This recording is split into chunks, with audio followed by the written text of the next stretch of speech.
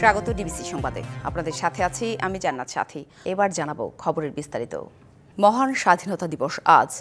বীর বাঙালির গর্জে ওঠার দিন। শ্রদ্ধা ভালোবাসায় বীর সন্তানদের স্মরণ করছে জাতি।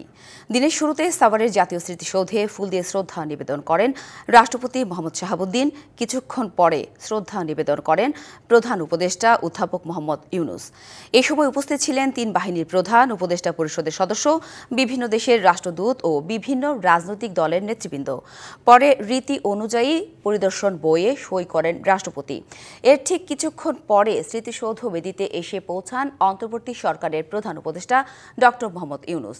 ফুলের শ্রদ্ধা নিবেদন করেন ৭১-এর শহীদদের স্মৃতিসৌধে। শ্রদ্ধা নিবেদন শেষে অন্তর্বর্তী সরকারের উপদেষ্টারা কথা বলেন।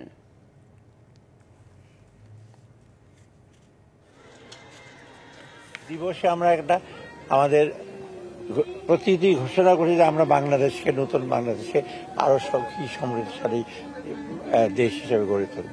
সবাইকে নিয়ে একসাথে এগিয়ে যাওয়াটা হচ্ছে একটা বড় জায়গা আমাদের জন্য আমি মনে করি। আরেকটা হচ্ছে যে নির্বাচনটা সুষ্ঠুভাবে করে দেওয়া, জনগণের প্রত্যাশা পূরণ করা।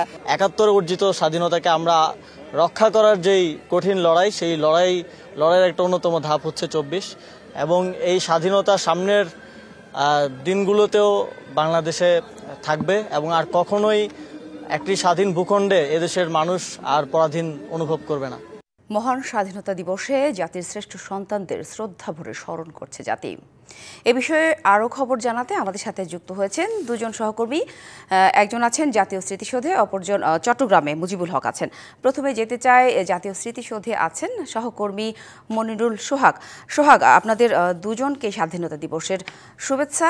জানাবেন যে এর আগেও সকাল থেকেই তো প্রধান উপদেষ্টা, রাষ্ট্রপতি, ৩ বাহিনী প্রধান, অন্যান্য উপদেষ্টা মণ্ডলী, যুদ্ধাহত মুক্তিযোদ্ধা, অন্যান্যরা শ্রদ্ধা নিবেদন করছেন। এই মুহূর্তে কারা শ্রদ্ধা জানাচ্ছেন, আর ২৪-এর গণ অভ্যুত্থানের পরবর্তী বাংলাদেশ কেমন দেখতে চান, জানাবেন তাদের মতামত।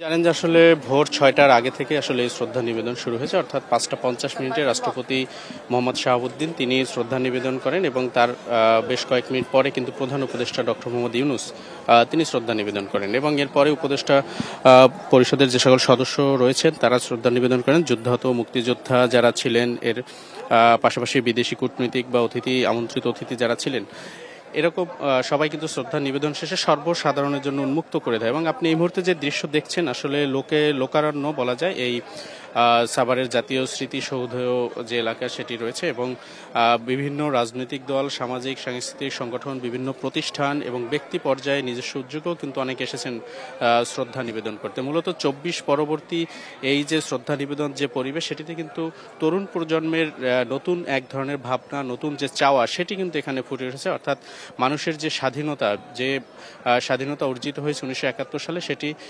পরিপূর্ণতা আনার জন্য ব্যক্তি স্বাধীনতা থেকে শুরু করে বাক স্বাধীনতা এবং সর্বস্তরের যে স্বাধীনতা, সেটি আসলে চাওয়া, সেটি প্রতিষ্ঠিত করা এবং সেই লক্ষ্যে আসলে যে যুদ্ধ, সেটি কিন্তু এখনো চলছে বলে জানিয়েছেন তরুণরা। আপনি জানেন যে একজন উপদেষ্টা আসিফ মাহমুদ সজীব ভুইয়া তিনিও কিন্তু বলেছেন যে ৭১-এ যে স্বাধীনতা এসেছে সেটি ২৪-এ এসে পূর্ণতা পেয়েছে, সেটি আমরা রক্ষা করতে চাই। অর্থাৎ যে বাক স্বাধীনতা মানুষের জন্য যুদ্ধ হয়েছে, সংগ্রাম হয়েছে, সেটি যাতে টিকে থাকে, সেই বিষয়টি সম্পর্কে কিন্তু তারা জানিয়েছেন। এবং নতুন বাংলাদেশকে নতুন করে সামনের দিকে এগিয়ে নিয়ে যাওয়া, অতীতে যে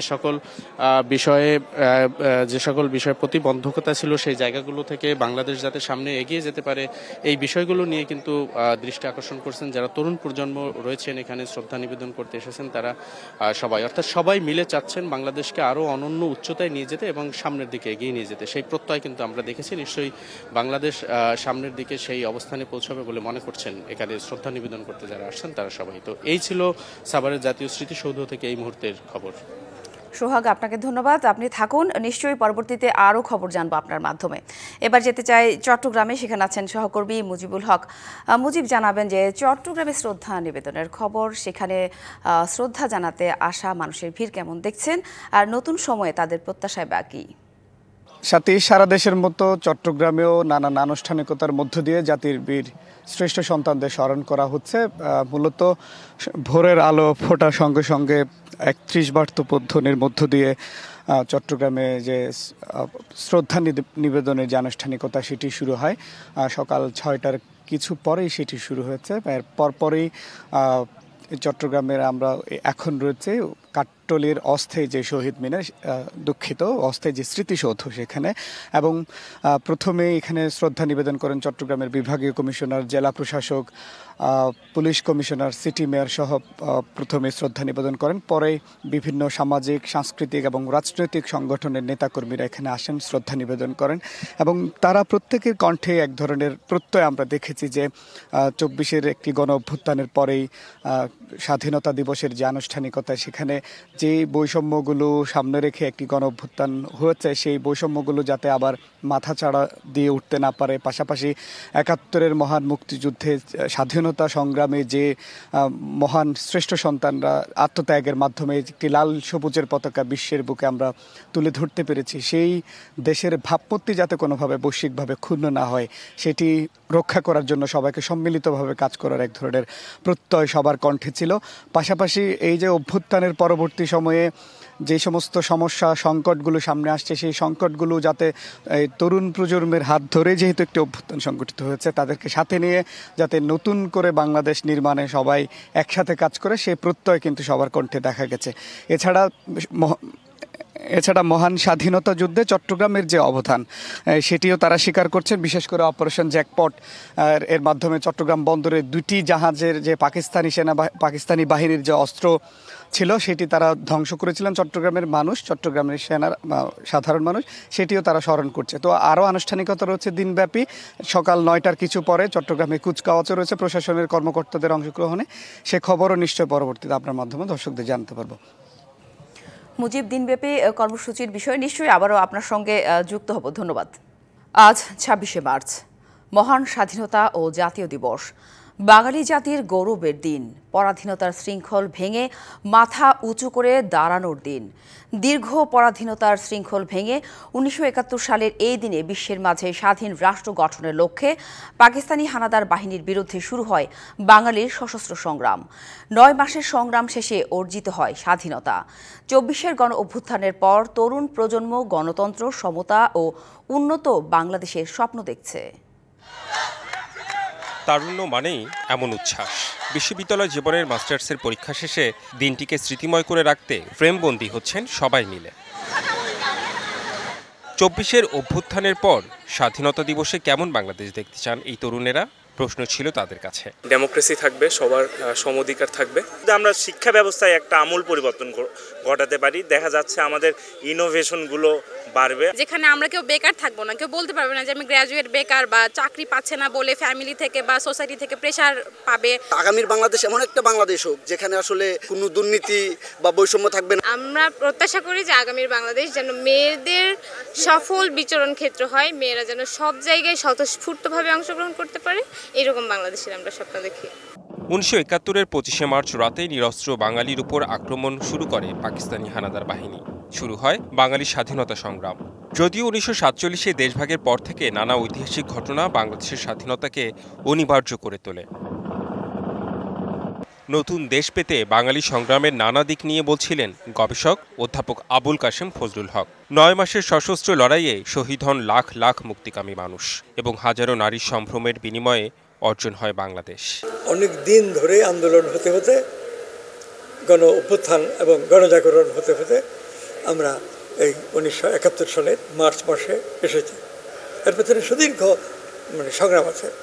যেমন আমাদের শেরেবাংলা ফজলুল হক, মৌলানা ভাসানী, শেখ মুজিবুর রহমান, প্রধানত এই 3 জনের নেতৃত্বের মাধ্যমে একটা বিরাট অগ্রগতি আমাদের হয়েছে।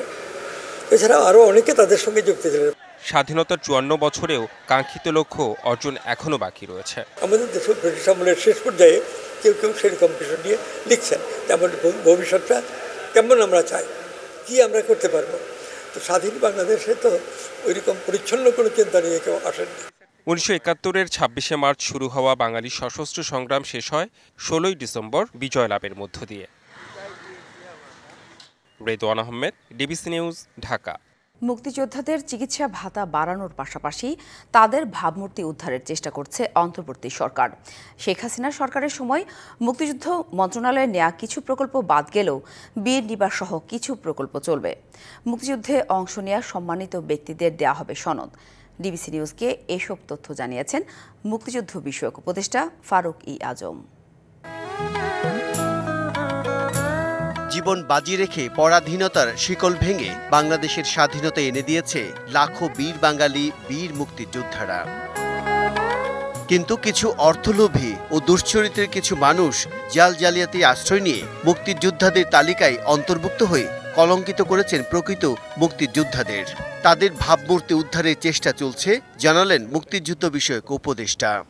মুক্তিযুদ্ধের চেতনার নাম দিয়ে প্রচণ্ড স্বৈরাচার দুর্দণ্ড প্রতাপে 15 বছর ধরে মানুষের সমস্ত অধিকার হরণ করেছে। তো সেই অবস্থায় মুক্তিযোদ্ধারা সুবিধাভোগী শ্রেণী হিসেবে জনগণের কাছে পরিচিতি পেয়েছে। তো এইখান থেকে আমার প্রথম দায়িত্ব হচ্ছে তাদের ইমেজ সংকট থেকে উদ্ধার করা। আওয়ামী লীগ সরকার সময় মুক্তিযুদ্ধ মন্ত্রণালয়ে নেওয়া কিছু প্রকল্প অন্তর্বর্তী সরকার বাদ দিলেও কিছু প্রকল্প চলবে বলেও জানিয়েছেন তিনি। স্তম্ভর সাথে জাদুঘর, এই প্রকল্পটা জাদুঘরটা বাদ দেওয়া হয়েছে, স্মৃতিস্তম্ভটা রাখা হয়েছে।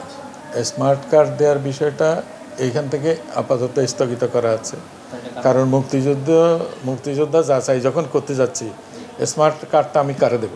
মুক্তিযোদ্ধাদের চিকিৎসা ভাতা বাড়ানো এবং তাদের স্ত্রীদের সরকারি হাসপাতালে 2 লাখ টাকা পর্যন্ত চিকিৎসা বিনামূল্যে পাওয়ার ব্যবস্থা করেছে সরকার। এছাড়া মুক্তিযুদ্ধে অংশ নিয়েছেন এমন আলোচিত ও সম্মানিত ব্যক্তিদের দেয়া হবে সনদ। ক্রমান্বয়ে মুক্তিযোদ্ধাদের যে চিকিৎসা ভাতা সেটা বাড়ানোর জন্য সেটা ইদানিং বাড়ানো হয়েছে কিছু। আগে মুক্তিযোদ্ধাদের স্ত্রীরা ছিল না, এবং তাদের জন্য 2 লক্ষ টাকা আমরা করে দিয়েছি। জুলাই গণ অভ্যুত্থানের তথ্য সংগ্রহের জন্য একটি আলাদা অধিদপ্তর করা হচ্ছে বলেও জানান উপদেষ্টা Faruk E Azam. Bijon Kumar Das, DBC news, Dhaka. DBC সংবাদে এই ছিল এখনকার মতো। ডিবিসি নিউজের সংবাদগুলো পড়তে ভিজিট করুন dbcnews.tv আর ভিজিট করুন ডিবিসি নিউজের ফেসবুক পেজ এবং ইউটিউব চ্যানেল। ডিবিসির সঙ্গেই থাকুন।